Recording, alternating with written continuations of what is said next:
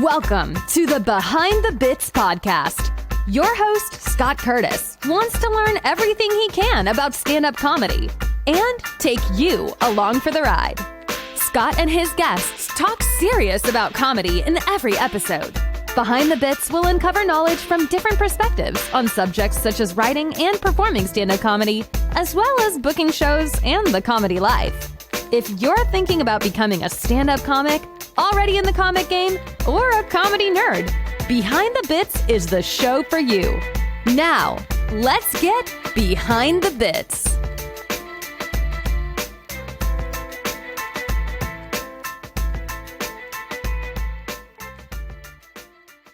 Hi, and welcome back to the Behind the Bits podcast. This is a special episode concerning the coronavirus and its effects on the stand-up community.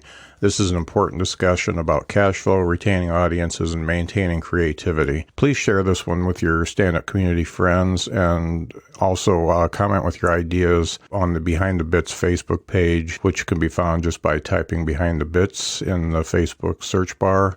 Or on Twitter, I'm at the BTB PC, or you can shoot me an email at scott@thebtbpc. I did start recording about a minute late, so I cut off Max Tidey, who was introducing himself. In this call, we had Max Tidey, Brian Collins, Heather O'Laughlin, Joel Byars, Dot Kennedy, Krish Mohan, Johnny Watson, Will Brand, and Jim Bryan. We feel like this is an important discussion, and I know people are having it yourselves, so if we can all get together and come up with a plan and things that will help us get through this, it will be a big thing. So this is something that you can share and share the ideas and also add more ideas to it. Thank you for listening.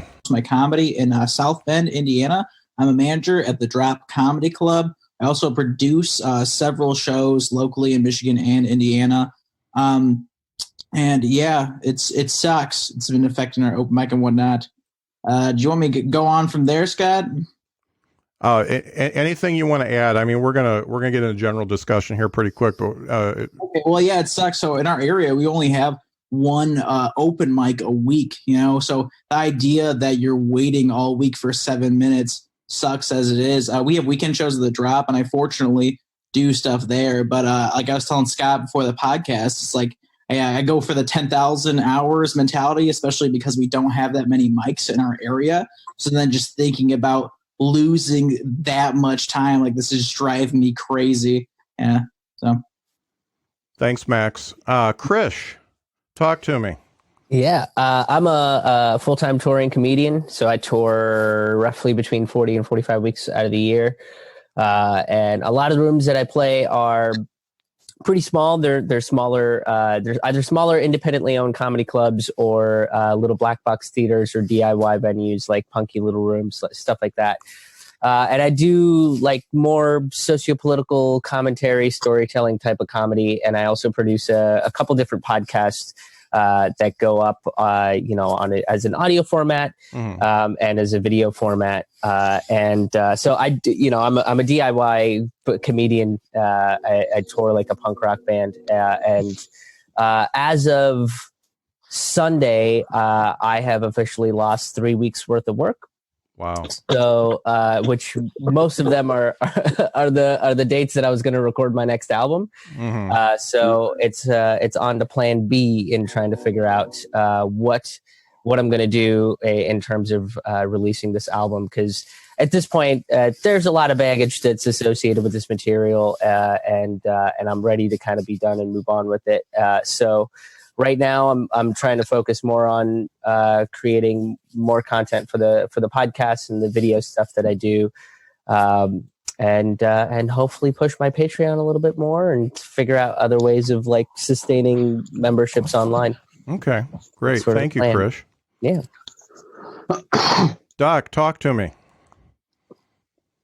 Yeah, I'm Dot Kennedy, comedian in Nashville, Tennessee, and you guys probably heard about tornadoes that hit here 2 weeks ago.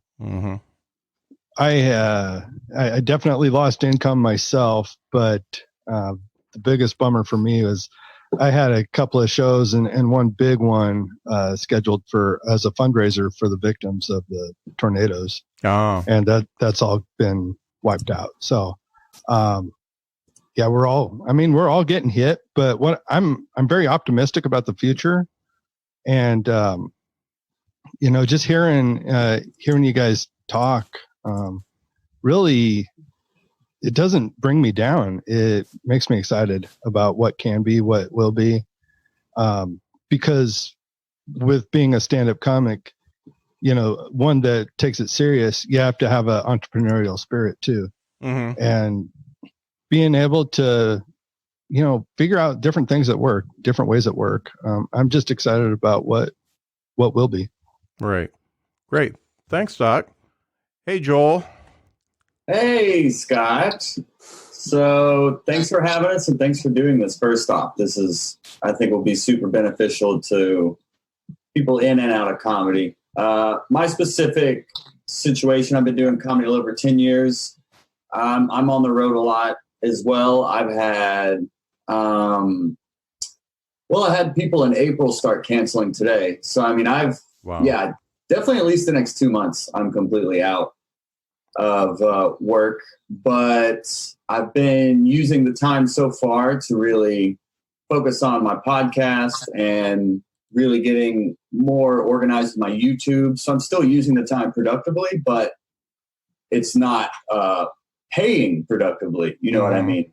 So I'm definitely going to be planning to do an online course as well while all this is going on. And it's just kind of like figuring out as we go along. It's interesting, but exciting time just for all of us comedians to get out of our comfort zone and really make things happen. Right. Thank you. Hey, Johnny. Hey, my friend. How are you? Great. I love your mic. What's that? I love your mic. Oh, thank you. I appreciate it. It's not bad. makes you sound like a phone sex operator. Yeah. No, listen, it's good to be here. I'm Johnny Watson. I'm a full-time comedian. Been doing this for 17 years and full-time. I've lost everything.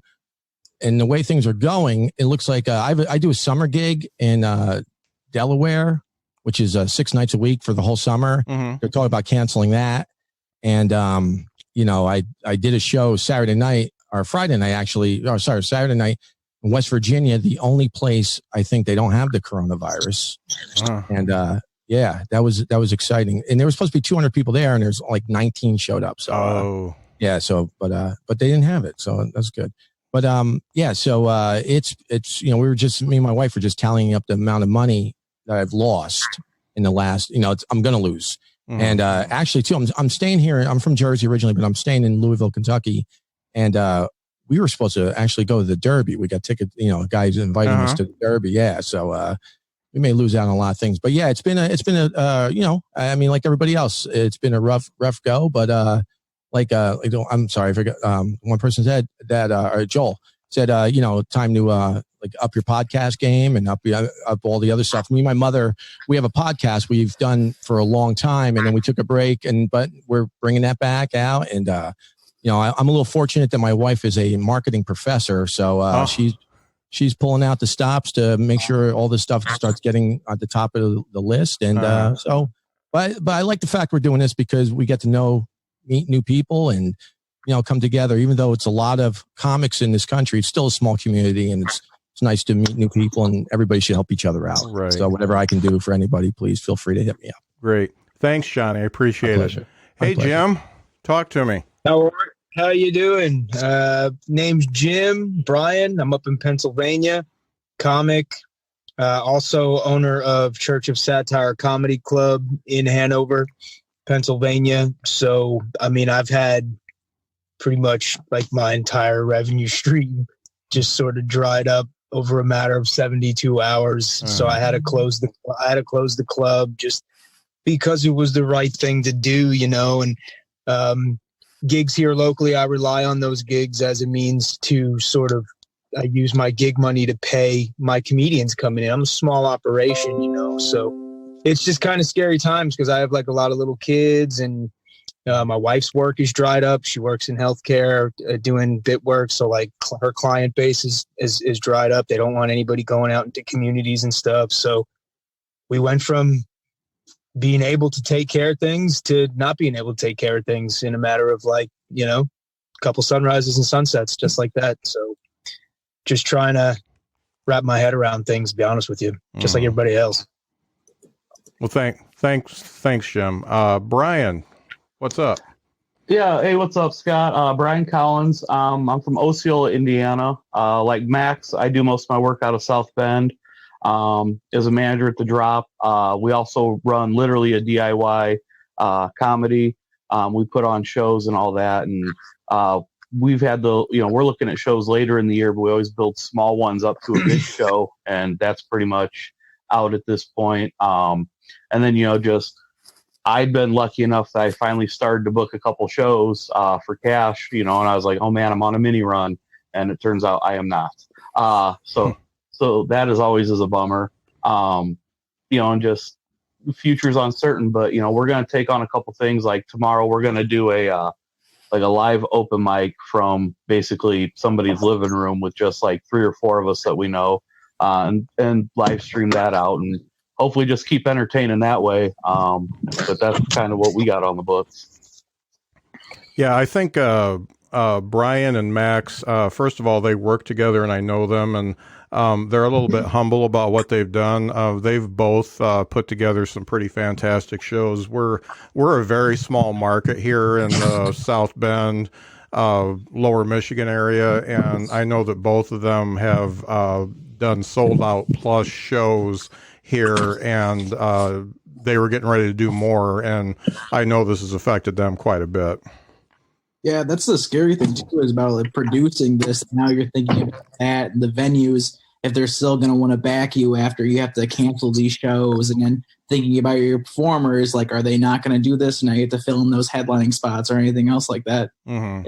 It's like full circle in the sense of like trying to get time doing comedy, getting booked other places, and then worrying about your own shows. Right.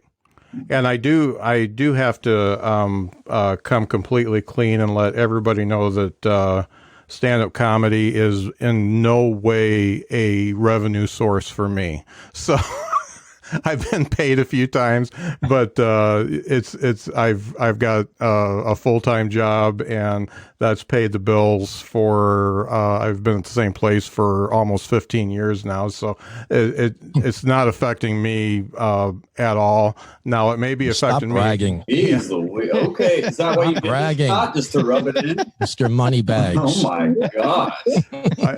I'm a long way from Moneybags, but the reason I did this is because I see how it's affecting everybody else. So it's not. I'm not. I don't want to brag about having a job, but I had a show Thursday night. Friday night I was supposed to do a show at a country club.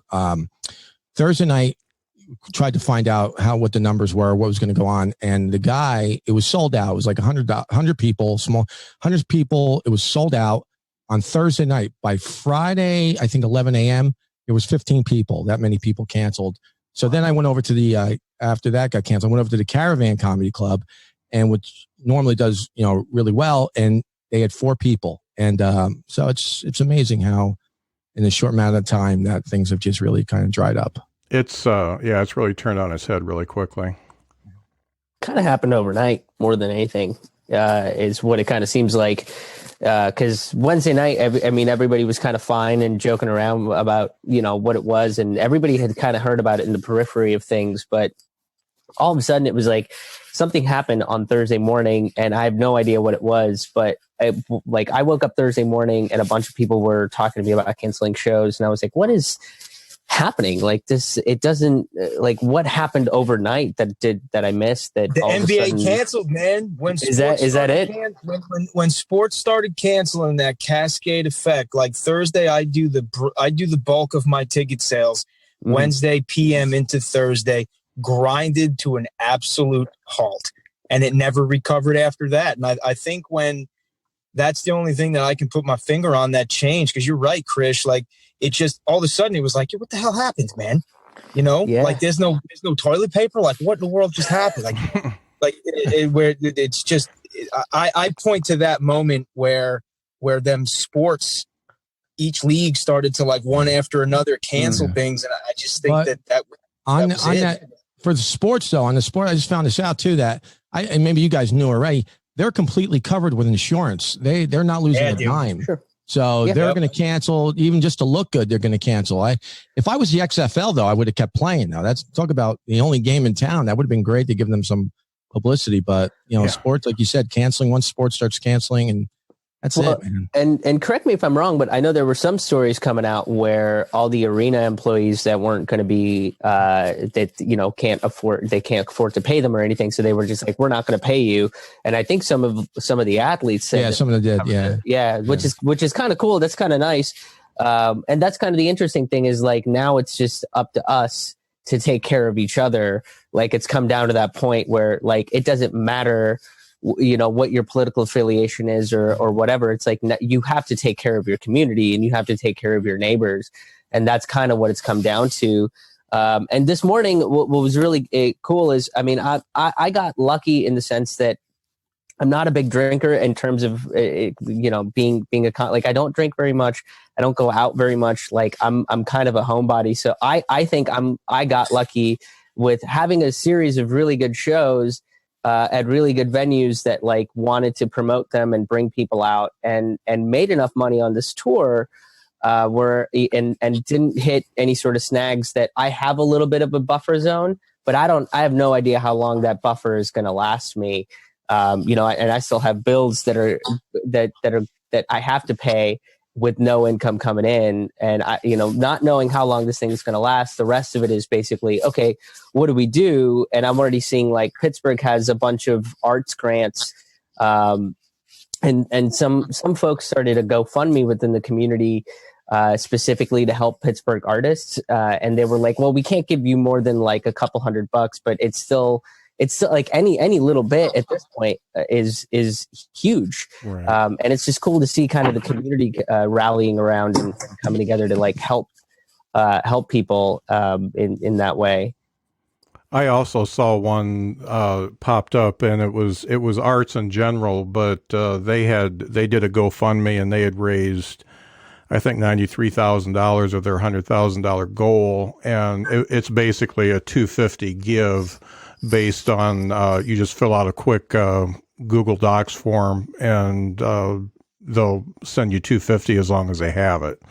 So that's some really cool stuff. I also have a Facebook friend that lives out in Denver, and her landlord actually knew what she was up against and said that her rent is cut in half for the foreseeable future. So there's some cool stuff happening. Yeah, I saw a comic do like an Instagram live show where he was taking donations, doing like a comedy show and like roasting people on Instagram. I don't know how successful it was, but that was the first time I saw someone trying to get a little more innovative with still, if your skill set's entertaining a room of people, how can you do that from afar? And that was my first seeing people actually testing the waters on maybe there's just like a donation-based show that can be done online, something like we're doing here, but it's like a lineup of comedians could be a possible way to drum up some income. Right. Yeah.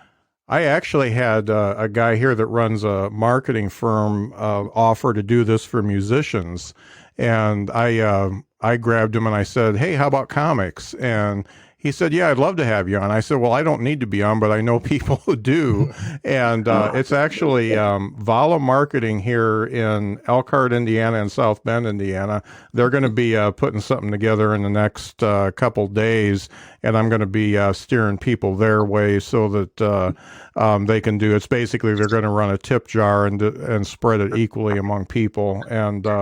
And I think that's great, because if you're doing it for the musicians, you might as well do it for the comics too. Yeah. That's great. Well, that's what I did. I put on Facebook. I made a flyer, and it says "No Fear Here Comedy." So I'm actually plugging for home shows. So like 8 to 10 people, like they're saying, and do a tip jar. And there's some signs of life there. People are going to get really antsy really quick, and going to need to liven things up. So just looking for opportunity where we can, like you guys are talking about. Yeah, I don't think Ozark comes out for another 10 days, so I'm going to start freaking out here pretty quick. I heard that they're doing something. Maybe you guys heard too. And we're considered a gig industry, and they're going to be passing something to where, and I don't know how they're going to figure out how much you assume that you make or whatever, but they're going to start giving people money, like gig workers, like servers and our type of industry. So there's probably going to be some type of compensation on that, because they were talking about if people don't get money, then the economy could really collapse. So they're more willing to even give money while people are out of work. So right. Kelsey Gabbard put out an emergency UBI. I'm a big fan of hers. But she put out a bill to put out an emergency UBI and just say, let's just do what Andrew Yang's been talking about for the last 9 months, and let's just do it for however long this emergency lasts, and give basically every American citizen $1,000 a month. We just bailed out Wall Street for $1.5 trillion. I'm pretty sure we can cover the rest of the people, and it's fine. We'll be okay. If you can make up money for Wall Street, you can make up money for people. It's sort of the kind of the point that she was making. And I think they went to an emergency vote over the weekend, but I have not seen any stories about what happened in regards to that. A lot of it has just kind of been like, hey, we're shutting down restaurants and don't go outside and that sort of stuff. But you're right. If it's sort of the cyclical thing of once you start shutting down what we do, and by we, I mean just like anybody in the working class world of like servers and, if they're affected, if the bottom is affected, then it starts, you've essentially lost your base. You've lost your foundation. Right. And once you start crumbling your foundation, the rest of it's just going to topple. How long? I mean, the CEOs of Walmart and stuff are going to be fine for quite some time, but they like to make more money than they have. So if nobody's going to Target to buy stuff, then they're going to have to do something to be like give people money so that they can spend it. So I do think that it's going to start veering into that direction pretty soon. Don't nobody go to Target, Krish. Do you shop at Target, Krish? My mom works at Target, Jim. Nobody goes to Target. Listen, I have a money-making idea right now, just with us. I say we get a couple more people and make a calendar for us. Oh, a comedian's calendar. A comedian calendar. Why not? Those, the sexy men of comedy. Oh man, I want April. Another 2 months, you'll be able to see my rib cage in another. There it is. Oh man. Hey Scott, you mind if I ask a question real quick? Go for it. I'm kind of curious. I'm not trying to commandeer your story or your show, but this is your show, folks. Now it's our show. Yeah. It's the people's show. It's the people's show. Hey, everything I talked about before was not on air, so don't worry about it. Okay, good. I'll let you hit record now, Scott. Yeah. So I'm just curious, how far out is the furthest gig that you've had canceled so far? For me, it was July 10th. For me, it's the summer, September. So September. We'll Wow. We'll see. I mean, I hope not. Well, yeah, but they said today, the governor, was the president, didn't he say today? I don't know if you saw the news conference. He said you're looking until July at least before anything gets going. And then he said it could be longer. So could be shorter too.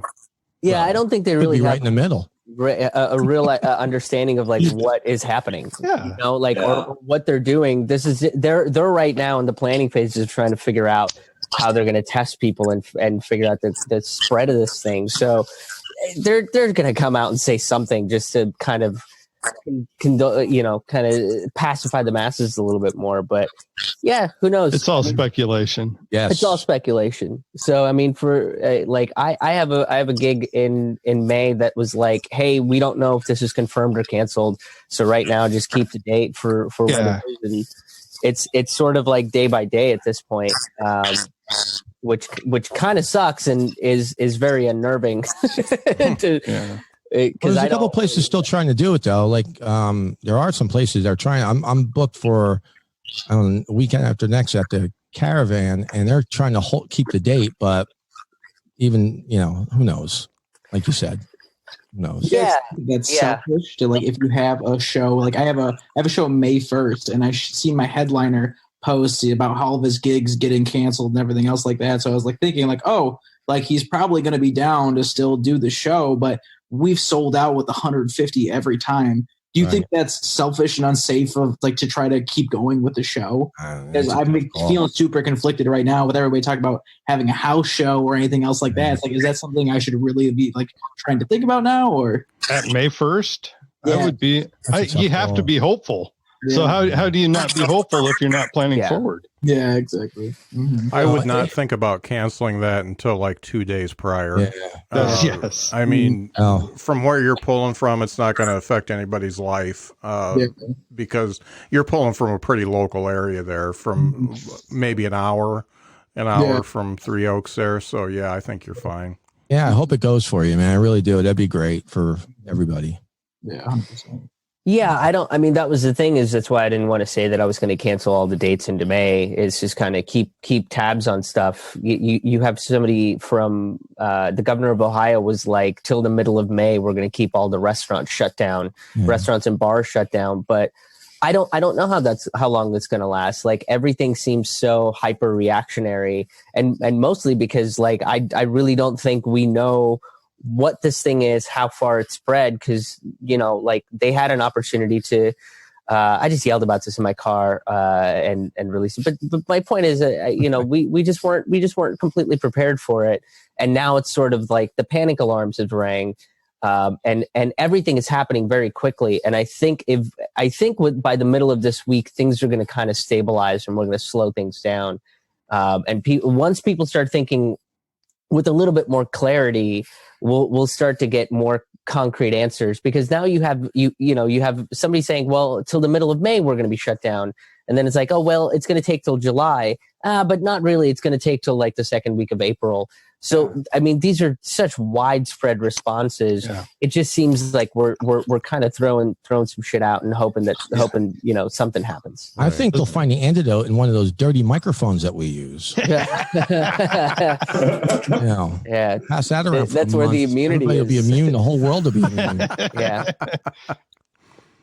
Well, I know there's a lot of comics watching. I mean, do we have any ideas or solutions? We kind of threw around a few like online shows that are donation based, but I feel like we could really come up with something that we may be able to leave here with and inspire comics to actually do. Mm-hmm.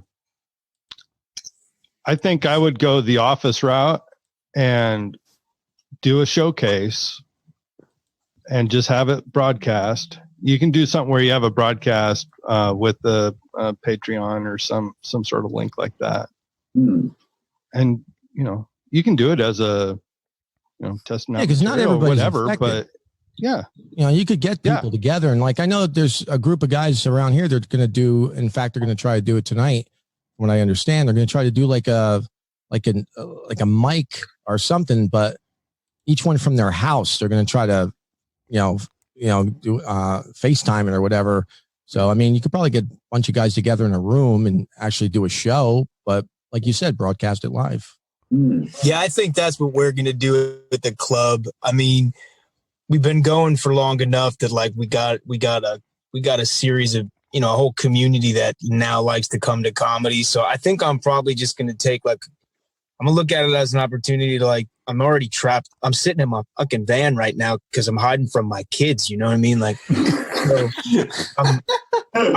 think I'm just going to use it as an opportunity to staycation with my family for and kind of let people be like, man, I wish the club was open. And then I might start locally reaching out to some comedians during the time that I've canceled the club and just be like, you know what, man, let's just set up the Mevo. I used to live stream shows a few years ago that did really well, but we didn't make any money, but I also didn't try and solicit money either. So I'm just going to shake the tree and see what falls out. Like, as of now, I'm not making $1. So, I mean, heck, what's the difference? We got to try something. People like stand up. And if we go away for too long, some other, who knows, like online live streaming body piercing might become popular and then we're all screwed. But in times like this, people need laughs. And I feel you. Yeah, we have the upper hand. Yeah, I mean, this is. Well, you've never seen me perform, so. Hey, we've got a new participant here. It's Heather from the Drop Comedy Club. We want to get a perspective from somebody who is a club owner. So, Heather, can you please introduce yourself? And what we're doing is telling how this has affected us so far. Absolutely. Hey, everybody. I'm Heather O'Loughlin, co-owner of the Drop Comedy Club. I also am a special education teacher for School City of Mishawaka. And right now, we just got the news that we have to close all restaurants and bars. So the Drop has canceled 2 weekend shows and 2 of our open mics so far. Sucks. All right. Sorry about that. I was waiting when there'd be a lady on this show. It looked like all the show flyers I see. It really does right now, doesn't it? There's a bunch of white guys and Krish. What's up, Krish? Minority ticket down. I'm holding it down. Oh, geez. One thing I wanted to make a point of is these virtual shows. When you're doing the virtual tip jar type thing, I don't know if it's going to hit the first time that you do it, but I don't think it's something that you should give up on. I think that it may take a little bit to get that rolling, but if you do the first time, it may gain some headway, and then just keep doing that, because it takes a while for people to get used to a different format. And I think that, in the long run, that could help everybody. Well, what's everybody's thoughts on how to operate that tip jar? I'm sorry, I walked over somebody. I apologize. I was asking, what are you guys' thoughts in terms of how to operate that virtual tip jar? You could put a PayPal link. Anything with like a Venmo too? Yeah, like you could set up a couple of links that people could just donate right into. Yeah, and if you're using Mevo, and if you have any of those online broadcasting stuff, like I'm not a super big expert on everything, but I do know that you can orient the screen. So like Venmo and Cash App and stuff, they have a QR code where if you just scan that by using the app, it'll take you directly to like your club's page or your page or wherever. So like PayPal's really easy, Venmo's really easy. So there's a couple and it's just a matter of like setting up the link and grabbing the little QR code. I just had to do a bunch of that for updating my website so that people knew where they could where they can at least send some donations, and it's all like on one page.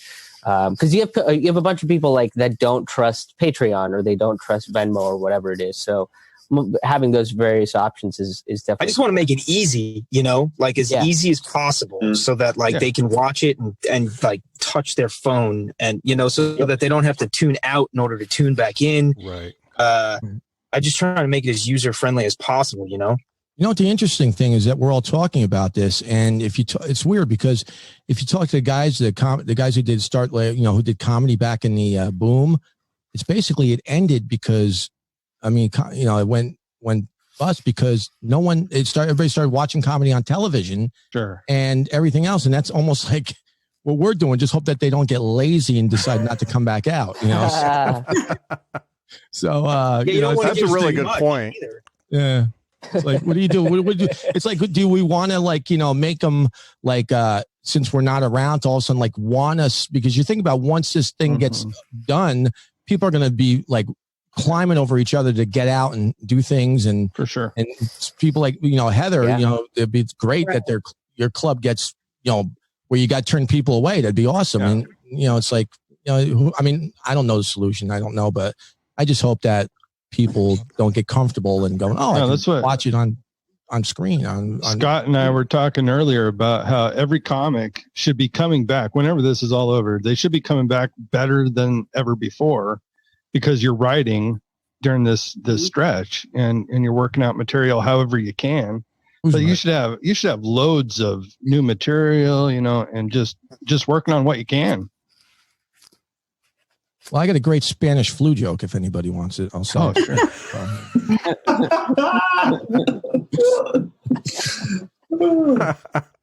Yeah, I'm gonna have to update my shaken baby jokes to like shaken elementary school kid jokes because they're overrunning me like locusts. This is the first day, dude. I thought maybe your kids were sick. That was why you're hiding in the car. Nah, I'm just hiding in the car because they're outside of it.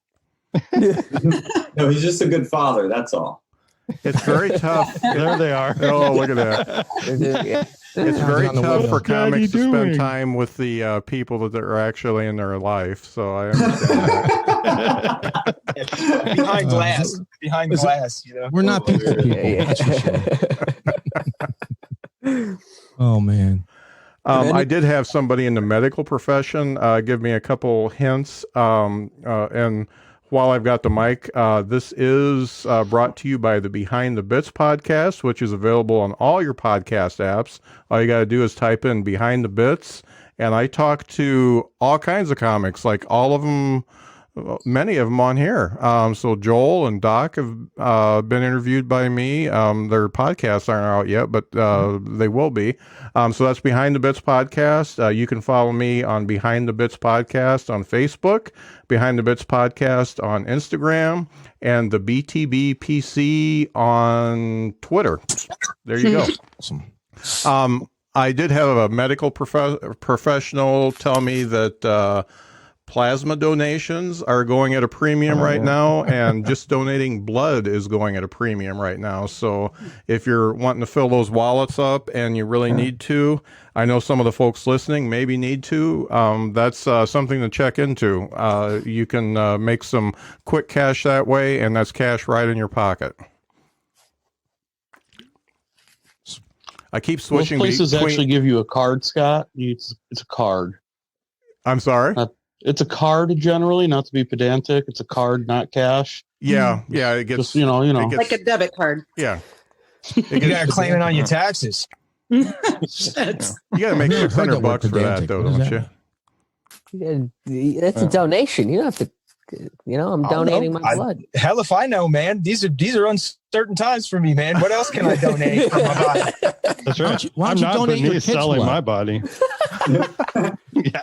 You know, if I can sell parts of my body without being touched by somebody else all that much, I'm down with that. That sounds like a good operation for me.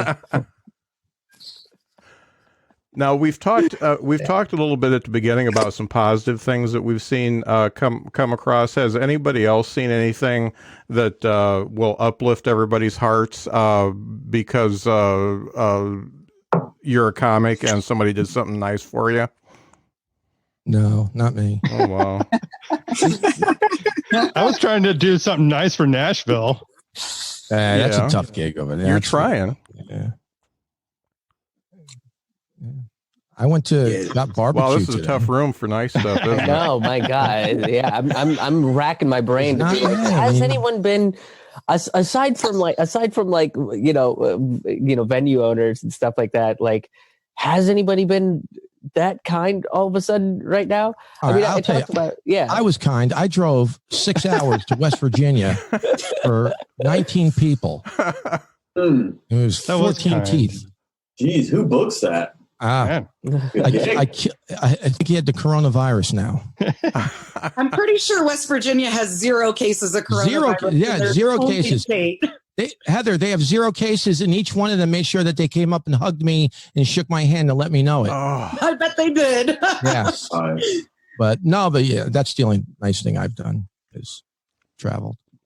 Yeah, I think this is a nice thing, Scott. I mean, this is the first attempt I've seen for people to start putting their heads together. So it's, you know, I mean, you don't move mountains overnight, but I think this is a big step in the direction of people starting to become more proactive in dealing with this circumstance. Thanks, Joel. That's all I need for my ego. It's big enough. I agree with that, though. And I have seen, like, I know that, I had something that just recently came out on Amazon Prime, and a lot of comedians here in the area, like, they shared it. And, you know, that's like the best you can do, really, is encourage people to consume some of your friends' content in any other form. Yeah. So I got a huge boost in shares when my Amazon thing popped the other day. And as a result, I was sharing some of my comedian friends that they, the ones that had performed at my club and we recorded at the club. I shared that stuff for them. So I tried to do that. And I had seen that. I've seen that happen in the last few days, a lot of sharing of some stuff that I've got going on and vice versa. Yeah, I had a fan of mine that ended up buying my album for way more money than it's worth, way more money than I'm worth as like a human being. But that was kind of cool, which every so often somebody will it's like I try to sell my stuff for a reasonable amount. It's like $10 for a CD or something. And when people pay like $40 or $50 for it, it's like, that's very nice of you. You totally did not have to do that. And I think like that might be what ends up happening with this is, you see some people that have the means to do it, and they kind of donate to help people in the service industry or people in the arts that they believe in. So hopefully this is a start of it. It seems like this is going to be the start of like myself personally. I want to try to collect as many links. Like Jim's specials is one of the things that I remember seeing, and I have a theater that I perform at every year in Lansing, and just share those things out to be like, hey, support these people, and there's a couple other people that I know are doing that on their on their social media feeds and through their email lists and stuff like that. So that's a big way to help. Is just if you can't do it monetarily, then tell other people about it.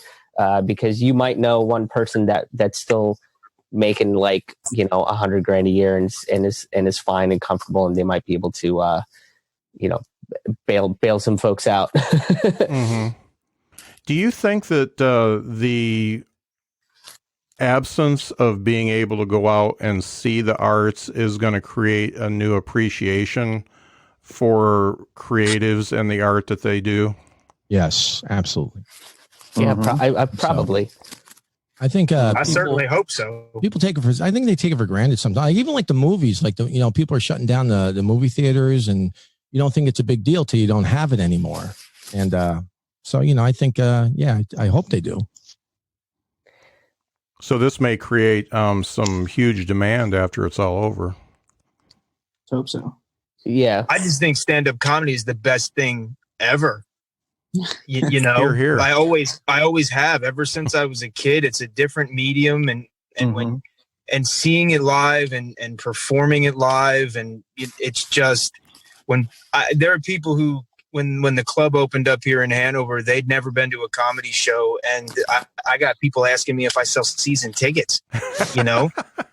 So it's an addictive form of performance that I think in a lot of ways we're fortunate that we're part of it, but it just sucks right now because so much of what we do relies on reps.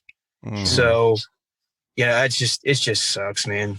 This is a cool thing. Spend time with your kids, which sucks. I know. Well, it's been kind of cool. Like, I've actually learned some valuable information about like who they are as people in the last 24 hours. So I'm really excited to. I am not happy.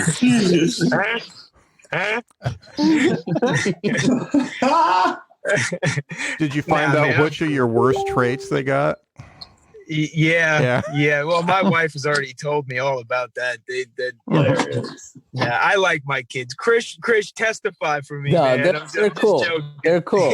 I think Krish is lying. Kids, Yes. No, What are your kids' names? Do you know their names? Quick. Nah, man, I ain't saying that on Facebook, man. Times are tough. Somebody might want to snatch up a white kid and sell him. That's why Scott started this. We see now, Scott. You ring up there. Hey, Scott, listen, I don't want to, I just want to butt in, but I have to take off. I actually got to start getting ready for my show in a little bit. But listen, guys. You're bragging you got a show? Brag, yeah. Yeah, I got a show. I do my own. I got my Johnny Watson show tonight. Johnny Watson, show. the Johnny Watson show. Yeah. And Johnny Watson show. And we do a thing called the Comedy Corner on that. Just let we're try to feature, our friends or comics and bits. So please, let's all stay in touch, and love to get you guys on the show and send some stuff out so I can, broadcast you guys as well and promote everybody. And like Joel was saying, and everybody else been saying, let's let's stay together and do something together. And anything I can do to help out, please feel free to hit me up. I'm real easy to get a hold of and would love to help out. So I appreciate you guys having me on there, man. Hey, and, Johnny, thank you for being on. you. And please, you've got my email. Please send me Absolutely. all the links that you want me to promote for you. I'll put everything in the show notes when I put this up. I will. And keep up the good work, Scott. Thank you, everybody. Johnny. Thanks, Johnny. Hey, take care, Thank man. you, It's nice, everybody. nice to meet you. Go hug your kids. I know. I'm actually going to dip out of here right now too. So I want to thank all you guys for inviting me and everything. Yeah. And by all means, let's connect. If we're not already connected, I'd love to connect with you guys. And just keep trying to keep all of our names in the consciousness. Because this will end. You know what I mean? Like it's going to be all right. And Jim genuinely runs one of like the best clubs around. Like it's Thanks, always Chris. A really, really fun time to. No, seriously, I mean it is everything that Jim is doing and his team's doing is you can it's good because they give a shit. And there's so many venues that just don't, where I show up and they're like, what are you doing here? Like Jim takes care of the comics and he really cares about what's going on that stage. So Church of Satire is amazing. I appreciate that, guys. All right. Well, hey, listen, everybody take care, stay safe, stay inside, and for God's sake, follow science, follow science. Hail science. Thanks, Jim. Take it easy. That's Church of Satire. Check that out. Jim Bryan is all about that. To kind of piggyback off of what Jim was talking about, though, I do think that this art form is, it took me a long time to just accept that there is the stand up is an art form, and I think this art form is really the thing that's like meant for people. Like this connects with just regular average people more than any other art form does. Mm-hmm. It's the art form that's the most accessible to people, and on whatever level. People kind of give me a lot of flack because of the type of comedy I do. But I think even if you're going on stage and talking about the minutia of real life that connects with people. But if you're also talking about, the socio-political aspect of it or the philosophy of life, some bigger stuff, that also connects with regular people, because it's all this stuff is stuff that we have to think about in everyday life. So, and there is something to watching comedy live, the excitement of like, you never know what is going to happen either with the comedian on stage of not being able to predict what they're about to say next, or what the next topic is going to be. And it's exciting for comedians and tell me if I'm wrong, but not knowing what the audience is going to be like, whether they're going to like you or not like you. I even people that regularly come out to see me, I'm like, I don't know if you're going to like what I have to say this time, but maybe you hate it. But that's kind of the exciting thing about watching live comedy. Why I think it is such a unique thing that people are going to connect with. And hopefully, I do think that people are going to get hungry for it. I do think people are going to get hungry for some kind of live entertainment. I think it's going to be pretty quick too. Yeah, I think it's going to happen tomorrow, probably. It very well could. I mean, there's only so long you can be locked up with each other. Right, yeah. I would be interested to hear from Heather's point of view, being a club owner. Like, we're looking at it from the talent point of view, but what about from like the booker point of view? I guess for us, because we don't own our building, we are in a little bit of a better circumstance than some club owners. For example, right now, we're mostly just trying to cut our costs and save as much as we can, with the hope that when we come back, things will pick up quickly and we'll be able to be bringing in good money. We've had to contact a couple of comics and cancel, which never feels good to do. But we've tried to stay on top of that enough so that it's not a last minute cancellation, and we're staying in alignment with all of the recommendations. I mean, it's essentially all we can do. But if we owned the building that we were in, I think I would be a lot more scared right now, a lot more worried about the future of our business. For us, I feel like we'll be able to overcome this, but I worry about our other clubs where that might not be as easy to do. Well, then I kind of see opportunity there too, because when the doors do open back up for all sorts of venues, they're going to need entertainment, whether it's music, comedy, or otherwise. So this is a prime opportunity for other comics to step up in their producing game as well and take advantage of that situation. Absolutely. And it will give us time to, booking can be stressful for club owners. I don't handle the booking side of things primarily. I do like the guest spot lineups with my managers and everything, but my partner does book the headliners and features, and that can become overwhelming with submissions. So I think this will give us a little bit of downtime to be able to look at those submissions a little closer and plan for, our future shows and booking. Mm-hmm. Yeah, I think that is a good point in terms of we're thinking about how can we get paid now, but it's also like how can we prepare ourselves for when the pendulum does swing back up? How can we prepare ourselves to be as ready as possible? Whether that is, starting that podcast you wanted, or organizing the business side, or really starting to create a game plan for the rest of the year. It sounds like a good opportunity to really get organized, to strike when the iron is hot, when everyone is wanting more comedy. It's like, how can I strategize myself to be in the best position to take advantage of that? Absolutely. And I think that's on the side of both comics and club owners right now. I think about you, Joel, with opportunities for teaching comedy classes and, ways that you've thought outside of the box already. I think those are opportunities for our current comics and potentially club owners. As a also newer comic, I look at what can I do for the female comic industry as far as what I learned becoming a business owner with no business background. So some of those things, even though I'm not going to be stressed financially as much as somebody who's doing comedy full time, there are ways that I might be able to reach out to the comedy world and make an impact right now. Well, let me ask you, Heather, when you started and versus what you know now, what would you have done different looking back? As a club owner or comic or both? As a owner.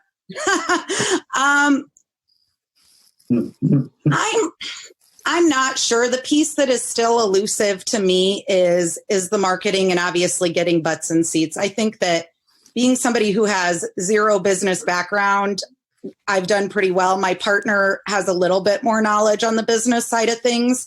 I think we've been pretty smart, but getting people to shows is the biggest thing. We are in South Bend, so Notre Dame football season, we take a huge hit. We pick up starting in, January through June, and then we have a lull in the summer. So that for me would be, marketing, advertising, getting people in, I need more help with. Makes sense.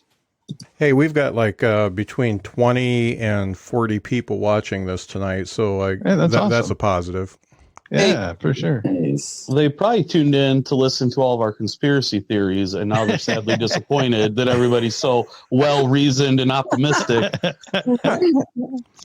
I did want to expand on what Krish was talking about a little bit. The one thing that surprised me was I saw a whole lot of fundraiser stuff coming out and ideas coming around for musicians, and I didn't see a whole lot for stand-ups, and that's possibly because I'm in a small market here.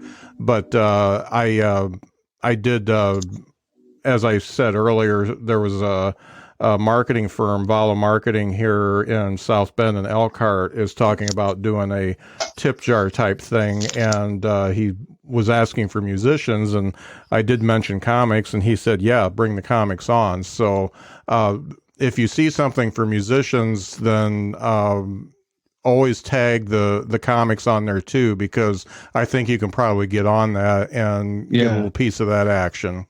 For sure. And there is a Facebook group that was started. It's in that link that on my post asking people to post their merch links and their links to their albums. But there is a Facebook page dedicated specifically to comics being able to share their information on their albums and their merchandise. So I will share that again for you guys to check out. Okay. Have any of you guys seen the virtual reality open mics at all? Yeah. Well, there's one guy that came to the open mic. He'd never done comedy before. He's like, "Oh, well, I've done virtual reality open mics." And I'm like, "What?" That might be an interesting thing to get into right now if we see it turning into something long term. Max, you're in charge of that. If you could please organize that for the Drop Comedy Club, Bryan can help you. I will ruin everything. That's the first thing he said. Well, that's the other thing that's important for comics is to be able to say stuff out loud and say it in front of people. I mean, we're going to be writing all this new stuff, and we don't know if it's going to hit or not until we say it out loud. So, if you can get into something virtual like that, then obviously that's a good thing. I have a friend who's been hosting a Zoom open mic for a year or so. Wow. And yeah, now it seems like a genius move. Yeah. Chad, right, has been doing that for a while. I think I remember him starting that. And I mean, when he started, I was just like, I don't know how this is going to work. Seems kind of weird. But I think it's going really, really well. It seems like it's succeeding and kind of getting its own little follow. I'm sure now it'll kind of skyrocket. Yeah. It'll probably blow up. Hey, Will, I see you joined. How are you? Hey, I'm late, so I'll just listen for a little bit. I'm good. How That's all right. Hey, I'm having everybody introduce themselves and say where you're from and what you do, and also how this is how the COVID-19 has affected you so far. My name's Will Brand, and I'm a musician in Arkansas. I've got like 4 gigs a week playing for the rest of the year. So I'm really rooting for 2 weeks. Let's go 2 weeks. We're gonna mess anything up. Yeah, and right now I'm getting stuff off because I've got I'm working on my streaming setup. Oh, because I'm gonna be a cam girl now. Yeah. That's what I got. Yeah. So do you have things planned to do some live streaming? Yeah, I already, that already was kind of the plan because it's just sort of smart to do, I guess. But this morning I woke up and realized that was the only option of what to do today. So, What's your plan with that? How are you going to use live streaming? Well, so I've sort of resisted doing everything, like following every single thing you're supposed to do as far as social media strategy for the last 10 years. And so some things I've not wasted my time with and other things I've not done.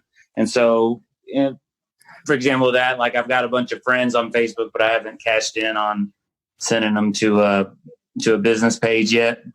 And then Instagram, I feel like my personal profile is my business page. I don't really get how it's different, but it's different. So I was going to do like an hour or like a set on, this is my first idea, on a set on each of them for a while. Maybe like do one on Facebook Live, then one on Instagram Live, and then over the course of a couple of weeks, try to consolidate them to maybe a YouTube channel or something like that. And then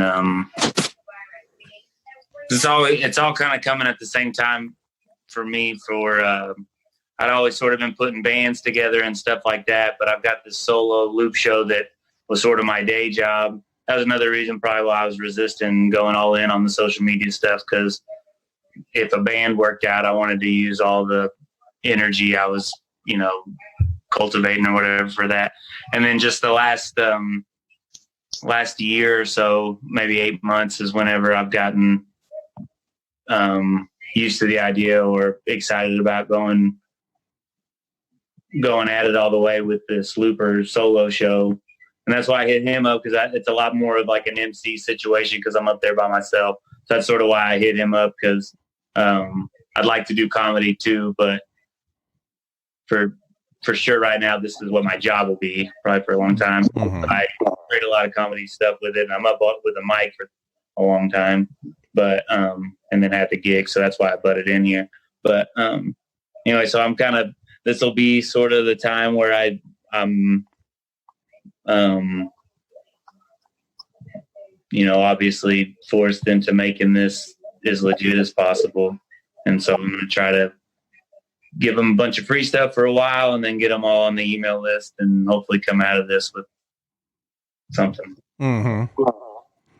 I think it's funny. I think a lot of us have played around with doing the virtual stuff and have been thinking about it, and now we're thrown into it, and it's going to have to happen. So it's not a good thing, but I think being able to pivot and understand what you need to do to get by, I think it's a good thing to understand the survival and also how to keep your name in front of people for when the clubs open back up and we can do stuff. Yeah. Whenever I was studying, started studying how to be an independent musician, it was basically, it says make a lot of content, and then Andrew Schultz is the comedian that killed it on YouTube, right? With just having a whole bunch of content. Mm-hmm. Seems like that's the thing to do for me, at least dealing with people. I have a hard time keeping a band together too. So maybe it's just, I can blame it on living on a small town or whatever, but I have a hard time collaborating with anybody that, I don't know how. I think the best way to say it is as sure that this is the only way they're going to be able to make a living as I am. So there's, and it seems like the thing that people have when they're successful with it is a bunch of structure. Because I never discover anybody until they're pretty big on YouTube. Mm-hmm. So I think if I knew for sure, whatever setup I can pick out and I can know that in a year I'll still be doing it no matter what, that would be what I would go with as far as maybe the most important thing. I say, isn't like 7 episodes everybody's the average? Everybody quit 7 episodes, something like that? Yep. Yeah, I think so, yeah. 7's it. Yep. I believe it. You're sitting here with my mom. You guys will know more than most people know about me. I have the privilege of taking care of my lovely mom. She takes care of me too. But anyway, we live together. So we're quarantined together. And she's got the ex-educator, and she's got lots of stories. I got her writing a book on her stuff, and she could do great with a podcast. Hers is geared towards baby boomers, and a little bit before the OK Boomer thing blew up. But she's just, nostalgic like that and kind of puts teacher stuff into it. And then we try to laugh a lot. But it was still, we didn't make it to 7. So, we're going to try again. But that first run, something came up or whatever. Well, we know Scott would listen. Scott the baby boomer. I don't know anything about boomers. About how many people we have here while I'm taking up all the attention. How many people we have on here? About 6 people? 1, 2, 3, 4, 5, 6, 7, including me. I can do that. Cool. Okay, I'm also learning about Zoom. I just did the thing. Okay, cool. Nice to meet everybody. Hey, there's everybody. Okay. Okay. This is just like college. I'm just now old enough to realize I was the dumbass. So, there we go. Hey, I like that one. There we go. This is just like college, except for everybody has their clothes on. Everything's cool. Shit, everybody had clothes on my college. We didn't do anything. Hey, Joel, I wanted to ask you, so you recently put out your special, The Trophy Husband. What are you doing to get sales of that going so that you can get an income stream from that? Well, it's been out about a month now. So a lot of the marketing has been done via word of mouth. Mm-hmm. But I'm starting to do kind of like Andrew Schultz does in terms of just posting small clips and just creating a bunch of micro content around the special. So that's the next step of the marketing now that a lot of the momentum from the pre-sale and the release is kind of, I can see it starting to taper. Mm-hmm. I need to start giving that attention again because I kind of started spinning that ball, and then I came back over to my podcast and try to spin that one again, because I'm really looking to up my YouTube footprint, especially with the podcast. So I've been giving that a lot of attention. So I need to steer back to the special as well. But the plan, as we all have ideas as comedians, but I mean, the plan is to really just start posting various clips from it and really posting a lot of the special online just to make people aware of it, and then drive them to actually purchase it. And everywhere I go, I was just at a wedding this past weekend. I told everyone, pulled it up on my phone and was like, here, I'll pull it up on your phone. So, I mean, it's shameless plugging wherever I go, doing podcasts like yours, the interview we did. But it's all, the most useful marketing has been word of mouth right now. I know as far as social media is concerned, you absolutely cannot mention your stuff enough. You have to say it thousands of times for some people to see it. And it's, I mean, it's exhausting for me. I can't do it. But as far as social media is concerned, if you can get somebody to manage it for you, somebody needs to talk about you like every hour of the day so that everybody can see it.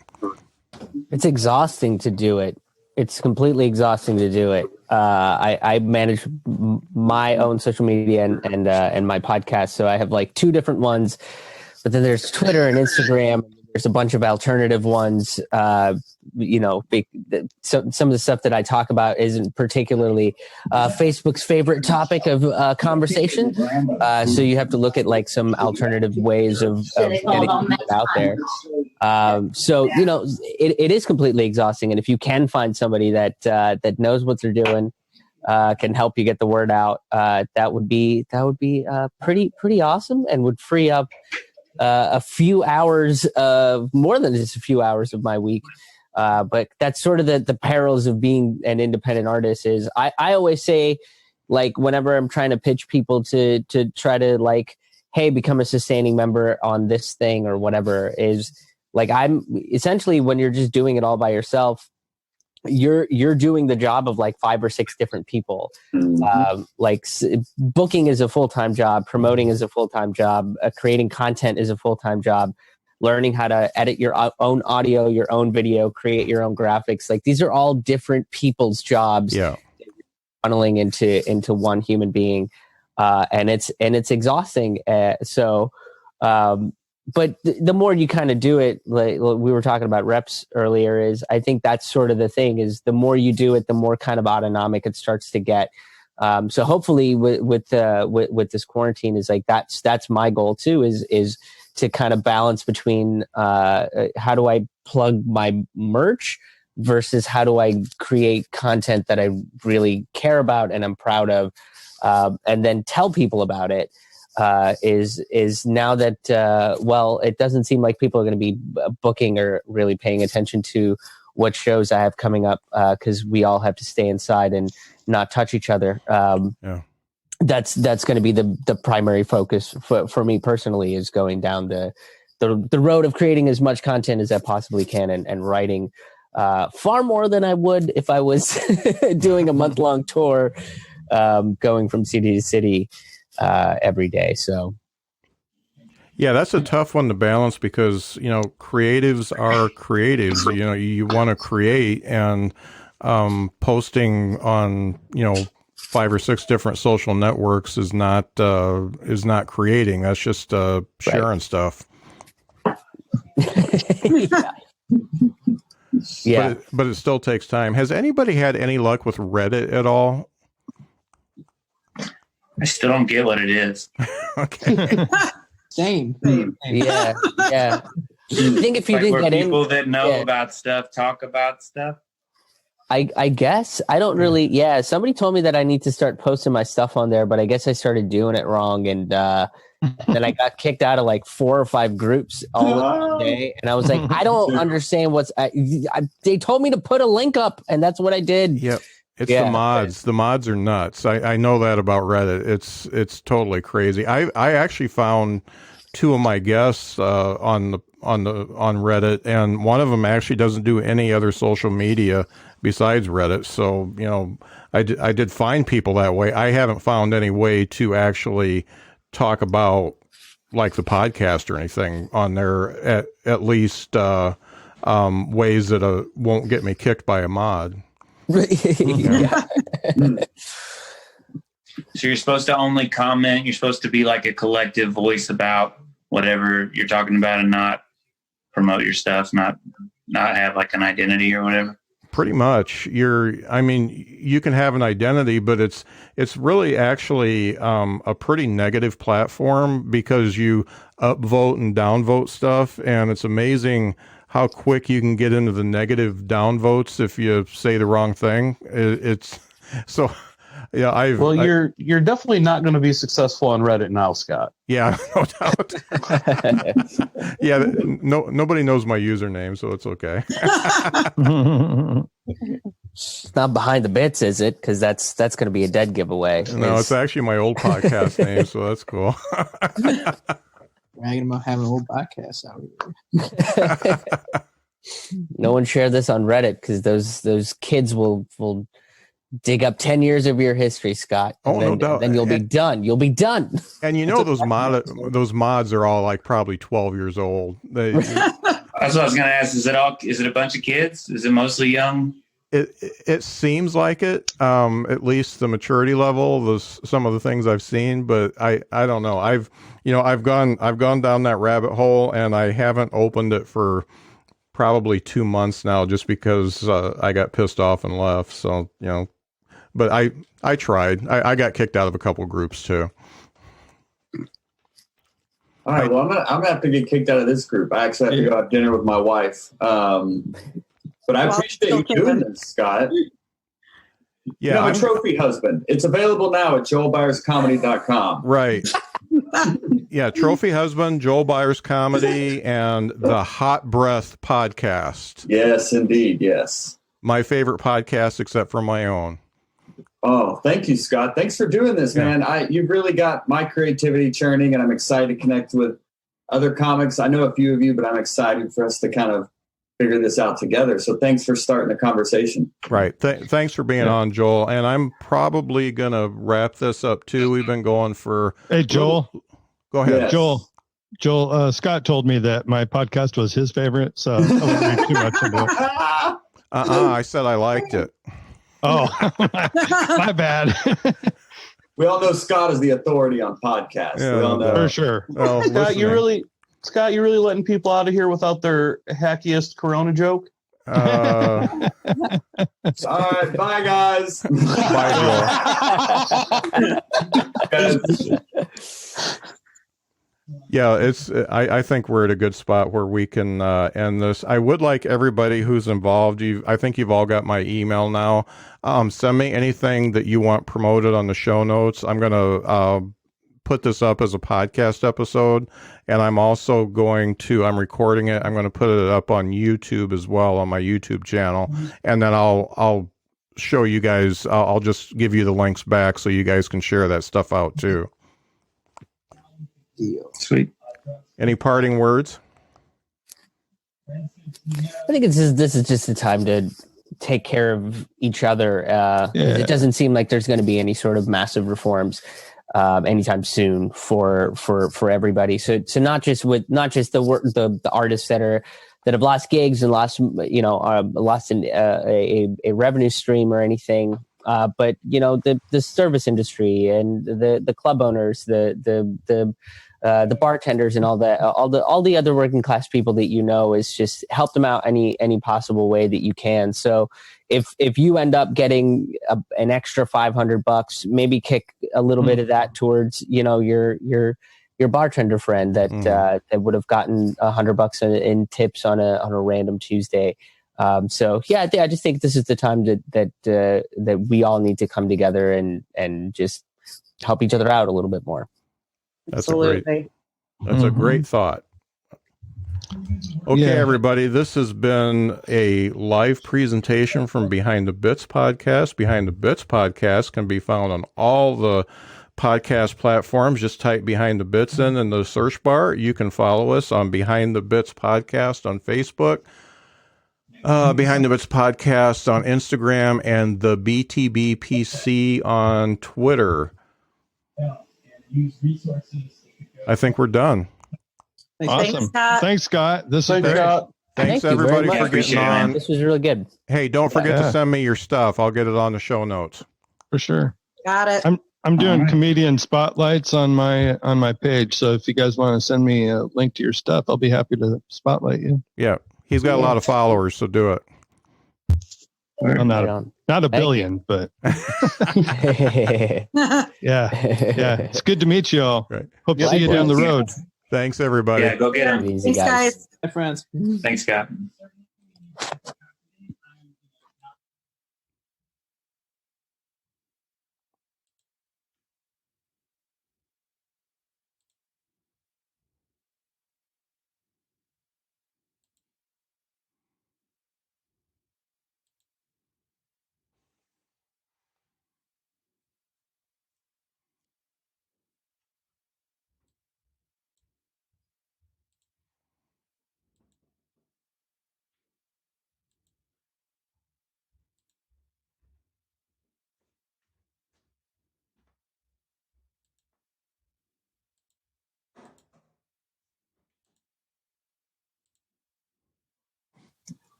This may click out real quick, so if you lose me, it's okay. What's up, guys? Talk to me, Max. Okay, so I'm from Buchanan, Michigan. I do most of my comedy in South Bend, Indiana. I'm a manager at the Drop Comedy Club. I also produce several shows locally in Michigan and Indiana. And yeah, it sucks. It's been affecting our open mic and whatnot. Do you want me to go on from there, Scott? Anything you want to add? I mean, we're gonna get in a general discussion here pretty quick, but Okay, well, yeah, it sucks. So in our area, we only have one open mic a week. So the idea that you're waiting all week for 7 minutes sucks as it is. We have weekend